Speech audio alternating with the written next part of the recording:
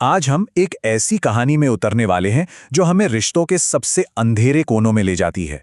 ये कहानी है एक परिवार के राज की जो धीरे धीरे ब्लैकमेल और धोखे के एक भयानक जाल में तब्दील हो जाती है। कहानी के सबसे नाजुक मोड़ पर ये एक टूटी हुई आवाज है, एक गुहार है। और यही सवाल असल में इस पूरी कहानी का दिल है। ये हमें दिखाता है कि रिश्ते कैसे टूटते हैं और एक भाई की इंसानियत किस हद तक गिर सकती है। तो चलिए कहानी की शुरुआत करते हैं। पहला अध्याय, एक राज का पर्दाफाश। यहीं से वो बुनियाद पड़ती है जो एक भाई को अपनी ही बहन के खिलाफ खड़ा कर देती है। सब कुछ शुरू होता है खिड़की के एक छोटे से रोशनदान से। रवि अपनी आंखों से वो देख लेता है जो उसे नहीं देखना चाहिए था, अपनी बहन रेखा को उसके प्रेमी के साथ। और वो समझ जाता है कि ये कोई आम मुलाकात नहीं है, बल्कि एक ऐसा राज है जिसे दुनिया की नज़रों से बहुत सहेज कर छिपाया गया है। और अब वो उस राज का अकेला गवाह बन चुका था। तो अब जब ये राज खुल चुका है तो ये ब्लैकमेल के एक सोचे समझे ठंडे हथियार में कैसे बदलता है। यहीं से कहानी का दूसरा अध्याय शुरू होता है, भाई की शातिर योजना।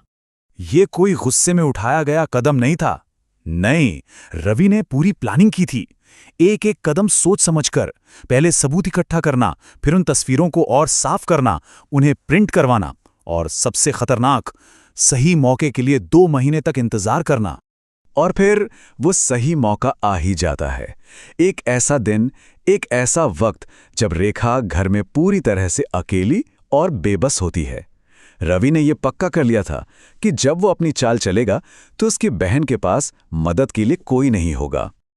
अब मौका भी है, सबूत भी हैं, तो रवि अपनी योजना को अंजाम देता है, लेकिन सीधे तौर पर नहीं, बल्कि एक बहुत ही शातिर तरीके से। सोचिए जरा, कितनी चालाकी से, कितना क्रूर है ये। वो उन तस्वीरों को एक साधारण से लिफाफे में डालता है और उस पर नाम लिखता है अपने जीजा का। वो इसे ऐसा दिखाता है जैसे ये कोई आम डाक हो, जबकि उसके अंदर रेखा की दुनिया को तबाह कर देने वाला सामान था। एक पल, बस एक पल पहले तक रेखा के चेहरे पर शायद थोड़ी हैरानी थी कि ये क्या है, और जैसे ही वो पहली तस्वीर देखती है, सब कुछ बदल जाता है। उसका चेहरा पीला पड़ जाता है, आंखें सदमे से फैल जाती हैं और उसका पूरा शरीर कांपने लगता है। घबराहट में रेखा खुद को संभालने की एक बहुत ही, कह सकते हैं, कमजोर सी कोशिश करती है। वो रवि से अपनी हालत छिपाने के लिए ये बहाना बनाती है और तेजी से अपने कमरे में चली जाती है, उस लिफाफे को अपनी सबसे बड़ी मुसीबत समझकर। कमरे में सन्नाटा है। कुछ घंटे बीत जाते हैं और अब रवि को लगता है कि आमने सामने आने का वक्त आ गया है।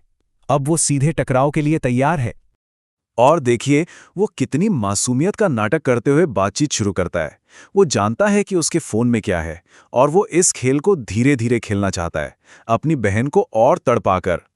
ये रवि की क्रूरता का एक और लेवल है।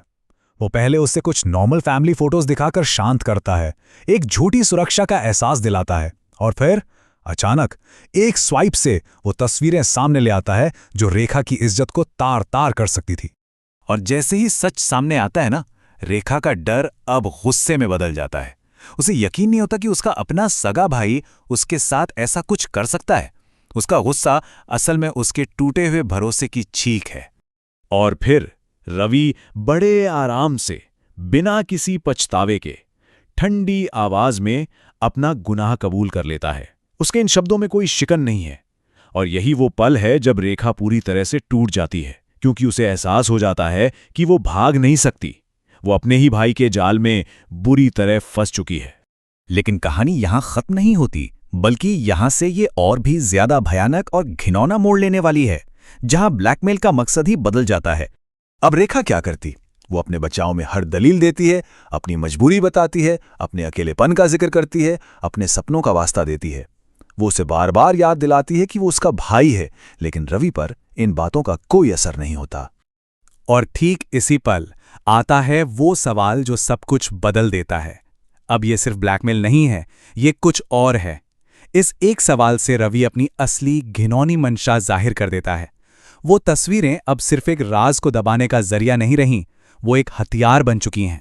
और कहानी बस यहीं, इसी अंधेरे कमरे में, इसी भयानक सवाल के साथ हमें छोड़ देती है, जहां एक बहन पूरी तरह बेबस है और उसका भाई एक शिकारी की तरह उस पर अपनी पकड़ बना चुका है। आगे क्या होता है, ये सिर्फ हमारी कल्पना पर छोड़ दिया गया है। तो आखिर में सवाल यही रह जाता है कि जब अपने ही शिकारी बन जाएं, जब घर की चारदीवारी ही सबसे असुरक्षित जगह बन जाए, तो इंसान के पास आखिर क्या रास्ता बचता है? ये कहानी इसी परेशान कर देने वाले सवाल के साथ हमें छोड़ जाती है।